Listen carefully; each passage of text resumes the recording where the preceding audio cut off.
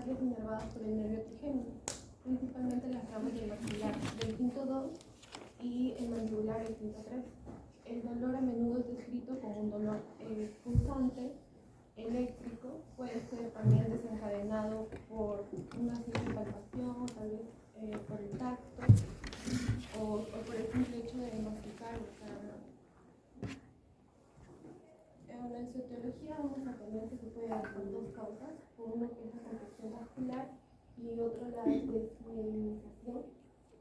En la compresión vascular vamos a tener que esta es la causa más frecuente, esta neuralgia trigémino, ya que va una arteria, una vena cerca de su raíz en el tronco encefálico que provoca una desmielinización y alteración en la transmisión de las señales dolorosas. En el caso de desmielinización, es la pérdida de mielina en el nervio, aumenta la excitabilidad de las fibras nerviosas, causando un dolor paroxístico. Esto representa la mayor frecuencia de un 80 a 90% de los casos de neuralgia trigémina. ¿Cuál de los dos será más frecuente, la compresión vascular o la desmielinización? Es la compresión muscular. Es la compresión muscular. ¿Segura? Sí. Bueno, eso dice ahí. Otra cosa es que sea. ¿Será así? ¿Tan notorio? 90 contra 10%. Bueno, en el artículo que vi decía que era la compresión muscular. Usualmente se presentan ambos tipos, ¿no? Ojo que, no sé si más adelante han puesto ahí 3 tipos de neuralgia, ¿no? Neuralgia clásica, idiopática, secundaria. Sí. Ahí comentamos un poquito más, entonces. Siga, por favor. No solamente puse eso, pero sí decía que era secundaria, que era desencadenado por otros factores como la esclerosis múltiple. Sí, normalmente eso es secundario, porque hay una enfermedad de fondo que genera mayor riesgo de que se produzca esta neuralgia. Está bien, continuamos, señorita. Bueno, en epidemiología vamos a tener que esta enfermedad va a tener mayor prevalencia de 4 a 5 personas por cada 100.000 habitantes, y más que todo va a afectar a personas que son mayores de 50 años, y va a afectar más a mujeres. Con mayor frecuencia afecta a mujeres con una proporción aproximadamente de 2 a 1. Muy bien. Y entre sus manifestaciones clínicas, bueno, en los síntomas, como ya dije, este se presenta como un dolor punzante, que generalmente duran unos cuantos segundos o minutos, pero pueden volverse constantes, ¿no? Por lo general, la neuralgia de trigémino es unilateral, se da en un solo lado, puede ser en el rostro, alrededor. ¿Y qué lado suele ser el más frecuente? El lado derecho. El lado derecho, ¿no? Usualmente se afecta el lado dominante, es decir, si el paciente es diestro, como la mayor parte del mundo, se afecta el lado derecho. Si el paciente es zurdo, usualmente se afecta el lado izquierdo. Entonces, la mayoría de cuadros de neuralgia afecta el lado derecho. Sí, pues. Y como ya dije, el dolor por lo general solamente está en un lado, puede ser con mayor frecuencia alrededor del ojo, la mejilla y la parte baja de la cara. Y el dolor también se puede desencadenar por contacto o por otra causa.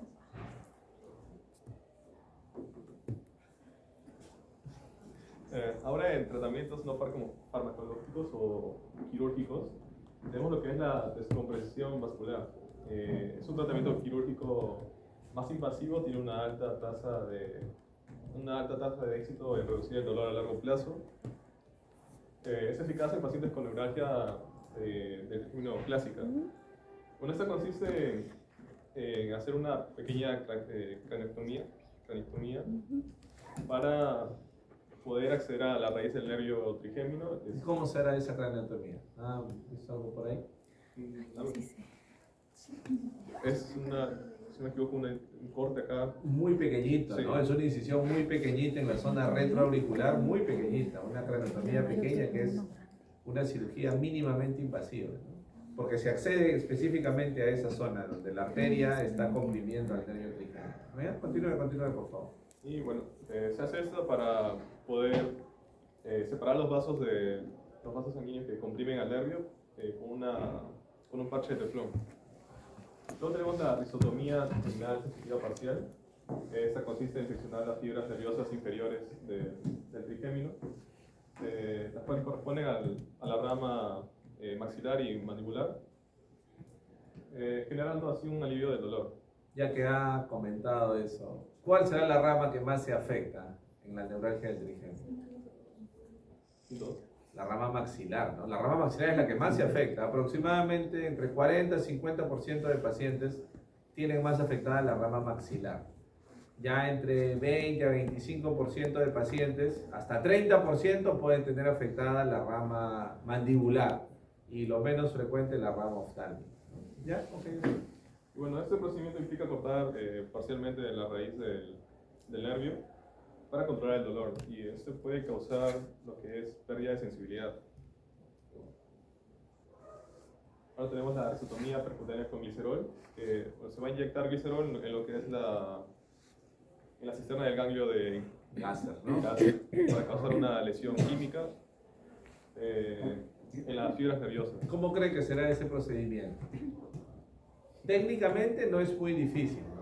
No es muy difícil, se puede hacer incluso extraoralmente, no es muy difícil. Pero, ¿qué sentirá el paciente si le inyectan glicerol dentro de un ganglio? Dolor. Un dolor extremo, ¿no? Un dolor muy intenso. Es bastante efectiva la técnica, pero es muy dolorosa para el paciente. Ya casi no se aplica esa técnica, ¿no? Tenemos la compresión percutánea con balón, lo mismo, parecido al otro, pero esta vez se introduce un balón en el ganglio de Gasser y se infla para comprimir y dañar las fibras nerviosas del nervio, reduciendo así el dolor. Esa es menos dolorosa, menos invasiva que la anterior, ¿no? La inyección de glicerol. Y por último tenemos la radiocirugía estereotáxica, que emplea un haz de rayos gamma a la raíz del trigémino para dañar las fibras nerviosas. Claro, se le conoce también como gamma knife, ¿no? Como algo así como bisturí de rayos gamma, ¿no? Y bueno, a diferencia de los otros tratamientos, esta suele demorar en sentir ese alivio del dolor. Puede tardar semanas, mostrar mejoría. Bueno, aquí tenemos una tabla con los distintos tratamientos quirúrgicos.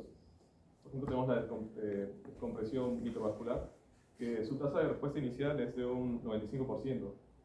Al año disminuye a un 85%, y al pasar allá los 5 años es de un 72 a un 85%. Antes de llegar a este punto, que es algo importante. Del total de pacientes que se diagnostican neuralgia del trigémino, ¿cuántos creen que será necesario que lleguen hasta este nivel de cirugía, de alguno de los procedimientos que hemos visto? Cuando, por ejemplo, fármacos como la carbamazepina no suele tener una mejoría. ¿Y en qué porcentaje de pacientes más o menos pasará eso?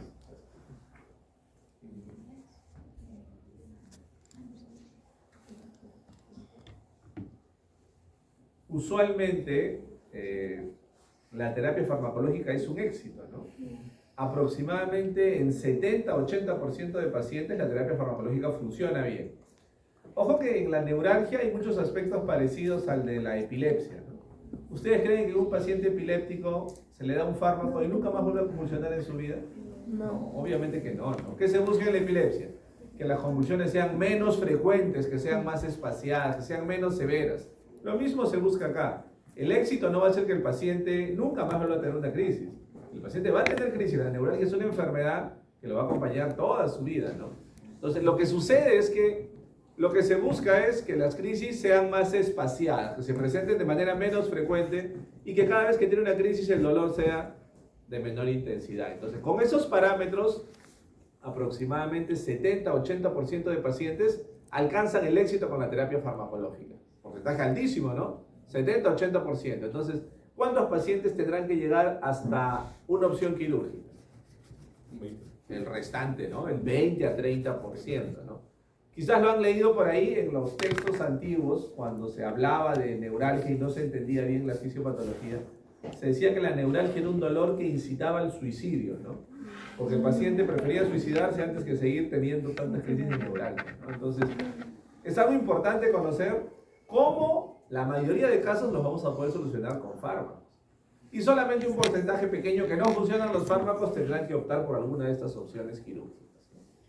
Una de las más efectivas es esta que nos está mostrando acá. Otra segunda más efectiva también es la compresión,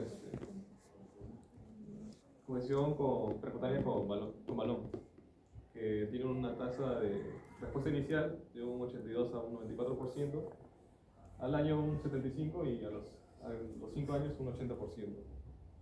Igual son tasas bastante altas, ¿no? Vemos que la mejor es, porque también es la que más experiencia se tiene, la descompresión microvascular, ¿no? Que está entre 70 y 80% de éxito.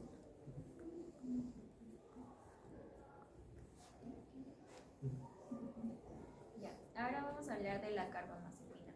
La carbamazepina es un fármaco que se encuentra en la primera línea de tratamientos ante la neuralgia del trigémino y también como la epilepsia.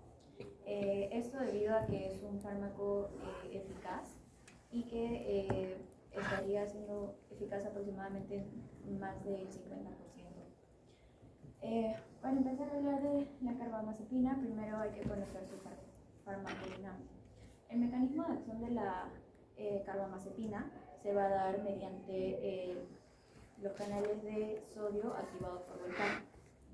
Lo que va a pasar es que el fármaco va a prolongar el tiempo en el que el canal de sodio permanece en su fase inactiva.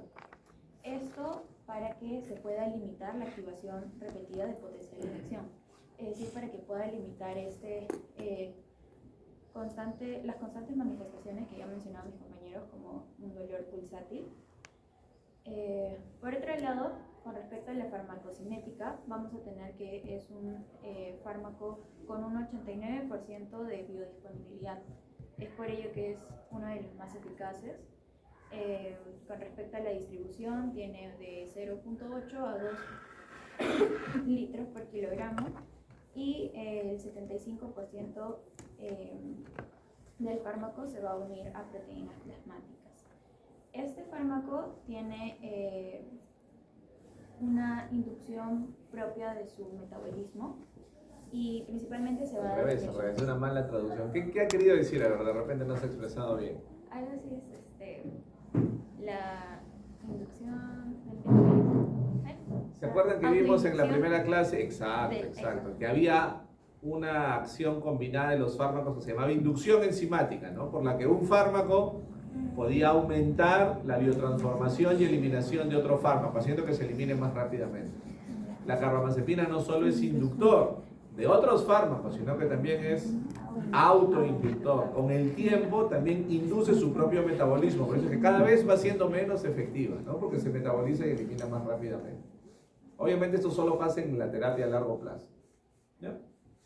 Por la enzima citocromo P3A4. También el metabolito activo es el 10-11-epoxido y la eliminación se va a dar mayormente por la vía renal en un 72% y por la vía fecal en un 28%. El tiempo medio de eliminación de este fármaco está entre las 34 horas inicialmente, pero debido a que es un autoinductor de su metabolismo, este tiempo medio de eliminación va a reducir a un 12 o 17 horas aproximadamente. La carbamazepina va a tener ciertas indicaciones y contraindicaciones cuando se va a hacer uso de este fármaco. Una de las indicaciones es que tiene buena relación al consumirse con los alimentos. Es no recomendable mezclarlo con jugo de toronja, ya que esta fruta también se metaboliza con la misma enzima que sería el citocromo P3A4. Por lo tanto, que si es que se consumen a la par o simultáneamente, puede que se disminuya la eficacia de la carbamazepina y obviamente va a disminuir su efecto. También hay que evitar actividades que se requieren de total concentración.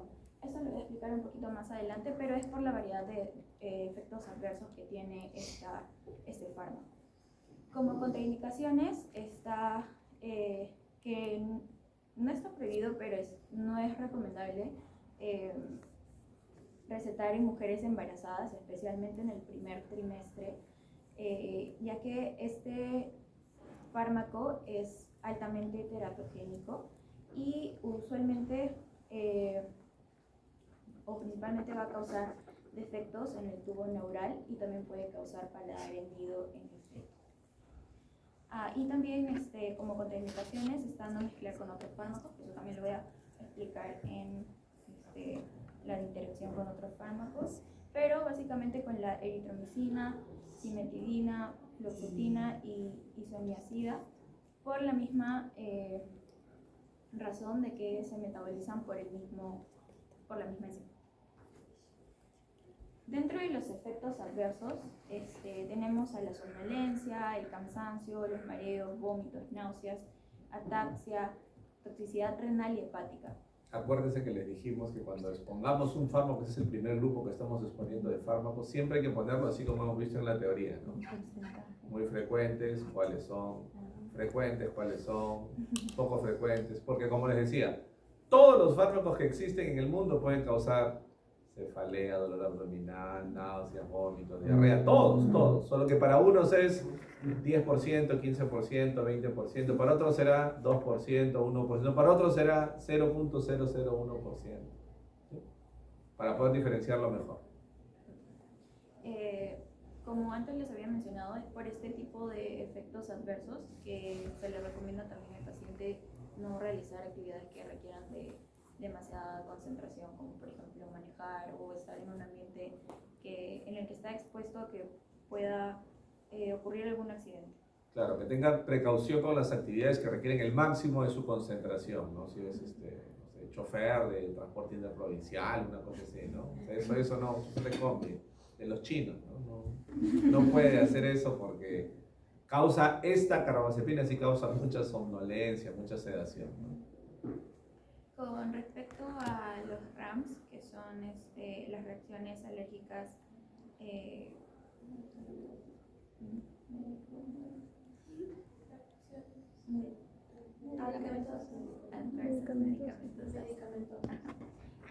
va a causar una alta hipersensibilidad que puede llegar al síndrome de hipersensibilidad, reacción a medicamentosa con eosinofilia y síntomas sistémicas. También lo que he encontrado que es mayormente mencionado es que puede llegar también a causar el síndrome de Stevens-Johnson. Y básicamente hay bastante reacciones alérgicas de sensibilidad. Con respecto a la dosificación, hay diferentes presentaciones. Está la liberación inmediata y la de liberación prolongada. En la liberación inmediata, básicamente se va a tener la misma cantidad por día, que serían 400 miligramos por día, solamente que va a cambiar de acuerdo a la presentación. En comprimidos, esta se va a encontrar en 200 miligramos y se va a distribuir en 2 tomas al día. Y por la suspensión oral, va a ser 4 veces al día y se va a dividir entre los 100 miligramos. Aquí lo importante es cómo se inicia la terapia, porque en neuralgia siempre se inicia, a pesar de que este fármaco tiene muchos efectos adversos, es el más antiguo, es el con el que se tiene más experiencia, entonces suele ser una de las terapias iniciales. ¿Cómo se empieza el tratamiento? ¿Cuánto se administra cada cuántas horas? Es con los 200. ¿200 miligramos al día o cada 12 horas? No, 2 veces al día cada. Usualmente se empieza con 100 cada 12 horas, ¿sí? Y poco a poco se va subiendo de dosis. Si no funciona bien, se controla en 2 o 3 semanas, subimos a 200 cada 12. Porque acuérdense que las tabletas vienen de 100 y vienen de 200. Entonces, usualmente se empieza a 100 cada 12. Se evalúa en 2 o 3 semanas. Si no funcionó, se sube a 200 cada 12. Si no funcionó, a 200 cada 8. Y si no, se sigue subiendo. ¿Hasta cuánto? Máximo para neuralgia. Porque una cosa es para neuralgia, otra cosa es para epilepsia. La dosis de mantenimiento está entre los 800 y los 1200. Usualmente para neuralgia se usa máximo 1200 miligramos al día, ¿no? Eso como máximo. ¿Ya? Ok, sí, muy bien. Y la dosis máxima en general del fármaco está en los 1600 miligramos por día. Luego están las de liberación prolongada, que también se inicia con una dosis inicial de 200 miligramos por vía oral, 2 veces por día. Y como mencionó el profesor, esto si es que no tiene el efecto deseado, se puede ir aumentando progresivamente. Si es que se excede de la dosis máxima, se va a tener un problema de toxicidad. Pero si es que no se llega a... Bueno, si es que hay dosis bajas, bueno, no va a tener el efecto deseado para tratar el dolor de la neuralgia. Con respecto a las interacciones farmacológicas, hay ciertos fármacos con los que no se pueden consumir simultáneamente la carbamazepina. Por ejemplo, con la fenitoína, que en realidad la fenitoína era antes una de las primeras opciones ante el tratamiento de la neuralgia trigémina, pero no se puede combinar con la carbamazepina porque esta reduce su efectividad. Claro, la fenitoína puede inducir también el metabolismo de la carbamazepina, entonces la carbamazepina se elimina más rápidamente y pierde su efecto. También con los inhibidores,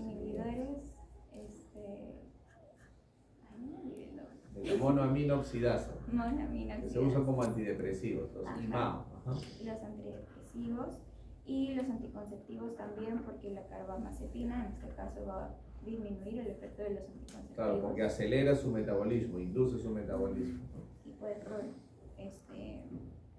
producir alguna embarazo no deseado o alguna alteración muy alta.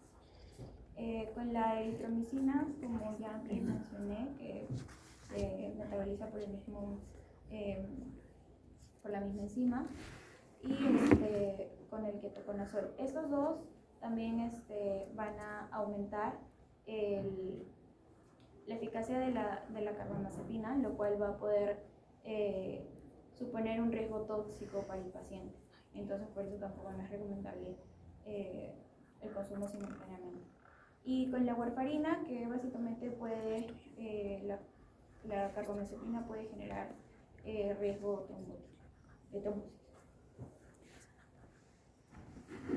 Por último, las presentaciones nacionales. Acá en Perú hay presentaciones igual también por comprimidos y por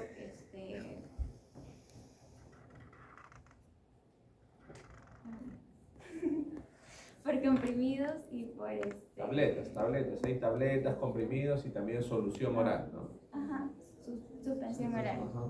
Ya. En los comprimidos vamos a tener básicamente en dosificaciones de 200 miligramos, 100 miligramos y también de 400 miligramos. Y estas también van a ser en dosis de liberación inmediata. Luego están las suspensiones orales, que esa va a ser una dosis única, que es de 100 miligramos. Y la presentación por liberación prolongada, que es una presentación que también puede venir de 200 o de 400 miligramos. Ojo que hay desde 100, ¿no? Hay presentaciones desde 100 miligramos. Hay de 100, de 200 y también esa liberación prolongada de 400. Y por último podemos concluir en que la carbamazepina es el tratamiento de primera línea más utilizado ante la neuralgia del trigémino y aunque este es eficaz en la mayoría de pacientes, puede causar efectos secundarios, efectos adversos, por lo que es crucial el monitoreo regular del paciente. Asimismo también, como mencionó, en ciertos casos no va a ser un fármaco muy útil, por lo que se cuenta por utilizar otro tipo de tratamientos y ya serían quirúrgicos. Gracias. Muy bien. El apellido, por favor, de los que han expuesto en orden. ¿Quién expuso primero? Robles. Luego,